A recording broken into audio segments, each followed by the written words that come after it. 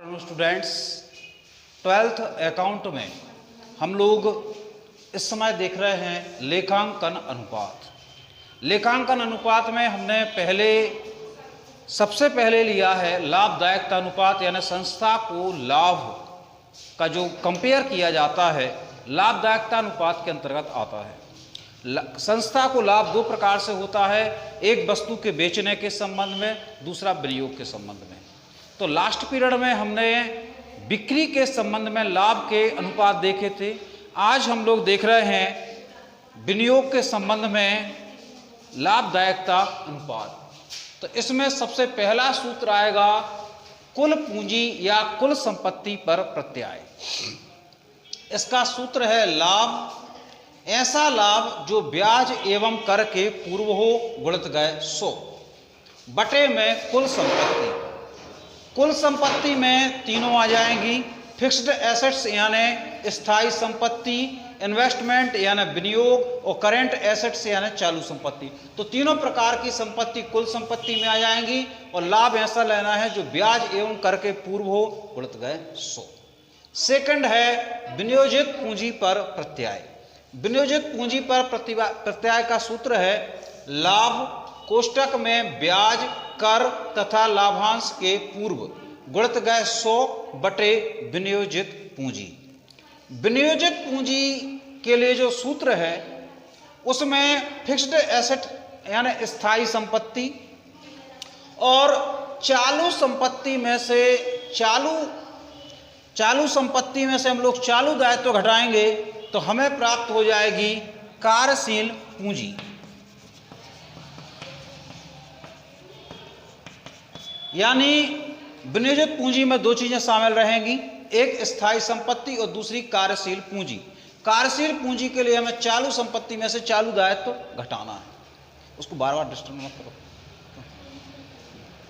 नहीं मतलब disturb boring हो जाए। थर्ड, अंशधारियों के कोष पर प्रत्याय। तो अंशधारियों के कोष पर प्रत्याय में लाभ, ऐसा लाभ जो लाभांश के पूर्व हो यानी लाभांश नहीं घटा हो, ब्याज तथा कर के पश्चात हो, गुणित गए 100 बटे अंशधारियों का फंड। फोर्थ सूत्र है समता अंशधारियों के कोष पर प्रत्याय। तो समता अंशधारियों के कोष पर प्रत्याय का सूत्र जो रहेगा वह है लाभ, ब्याज, कर तथा लाभांश के पश्चात, यानी ऐसा लाभ जिसमें से ब्याज भी घटा हो, कर भी घटा हो और लाभांश भी घटा हो, गुणित गए 100 बटे समता अंशधारियों का फंड। समता अंशधारियों के फंड में तीन चीजें शामिल होंगी, यानी जब भी अंशधारियों के फंड की बात होती है तो अंश पूंजी, संचय एवं आधिक्य और लाभ, ये तीन चीजें शामिल होती हैं। प्रति अंश आय। प्रति अंश आय में लाभ, ऐसा लाभ जो ब्याज, कर, लाभांश घटाने के पश्चात आया हो, उसमें हम अंशों की संख्या का भाग दे देंगे तो हमारी प्रति अंश आय जो है आ जाएगी। सेकंड जो है क्रियाशीलता अनुपात। तो क्रियाशीलता अनुपात को हम लोग थोड़े से बाद में ले रहे हैं, अभी हम लोग जो थर्ड नंबर है उसके सूत्र पहले पढ़ रहे हैं, क्योंकि ये सूत्र परीक्षा में भी बार बार परीक्षा में ये सूत्र पूछे जाते हैं। और सेकंड बात यह है कि क्रियाशीलता में करीब 8 सूत्र हैं, वो बाद में पढ़ेंगे। पहले हम लोग तरलता के संबंध में ले रहे हैं। तरलता का मतलब यह है कि कंपनी अपनी संपत्तियों को रोकड़ में कितनी शीघ्र परिवर्तित कर सकती है और अपने दायित्वों का कितनी शीघ्र भुगतान कर सकती है। तो इस प्रकार तरलता के आधार पर हम इस शक्ति की जांच जो है तरलता अनुपात में करते हैं। इसमें 3 अनुपात आते हैं। सबसे पहले है चालू अनुपात। चालू अनुपात का सूत्र है चालू संपत्ति बटे चालू दायित्व। चालू संपत्ति में आती हैं रोकड़, बैंक में रोकड़, अल्पकालीन विनियोग, प्राप्य विपत्र, देनदार, रहतिया, ये चालू संपत्ति में आती हैं। और चालू दायित्व में बटे चालू दायित्व, चालू दायित्व में आएंगे आपके देय विपत्र, बैंक अधिविकर्ष, लेनदार, अदत्त व्यय।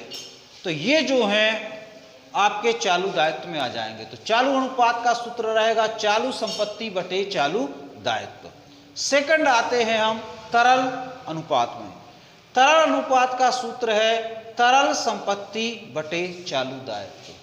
तो तरल संपत्ति के लिए हमें एक बात का ध्यान रखना है कि इसमें जो आपकी चालू संपत्तियां मिली हैं इनमें रहतिया शामिल नहीं होगा, यानी चालू संपत्ति में से हम अंतिम स्कंद या रहतिया को घटा देंगे तो हमें तरल संपत्ति प्राप्त हो जाएगी। तो तरल अनुपात का सूत्र तरल संपत्ति बटे चालू दायित्व। थर्ड आता है अति तरल अनुपात। अति तरल अनुपात का सूत्र रहेगा अधि तरल संपत्ति बटे तरल दायित्व। अधि तरल संपत्ति का मतलब है ऐसी संपत्ति जिसे रोकड़ में सबसे ज्यादा शीघ्र परिवर्तित किया जा सकता है। तो इसमें आती है हस्तस्थ रोकड़ और कई बार अल्पकालीन विनियोग को इसमें शामिल कर लिया जाता है, पर मुख्य रूप से अति तरल संपत्ति का मतलब है रोकड़। उसके बटे में तरल दायित्व। तरल दायित्व के लिए जो हमारे चालू दायित्व हैं यानी अदत्त व्यय, देयपत्र, लेनदार, बैंक अधिविकर्ष, इसमें से सबसे अधिक तरल दायित्व होता है बैंक अधिविकर्ष। तो यदि हम चालू दायित्व में से अधिक तरल दायित्व यानी बैंक अधिविकर्ष को घटा देंगे तो हमें रिजल्ट प्राप्त हो जाएगा तरल दायित्व। तो इस तरीके से तरलता के अंतर्गत इन तीन को गणना की जाती है। Thank you very much.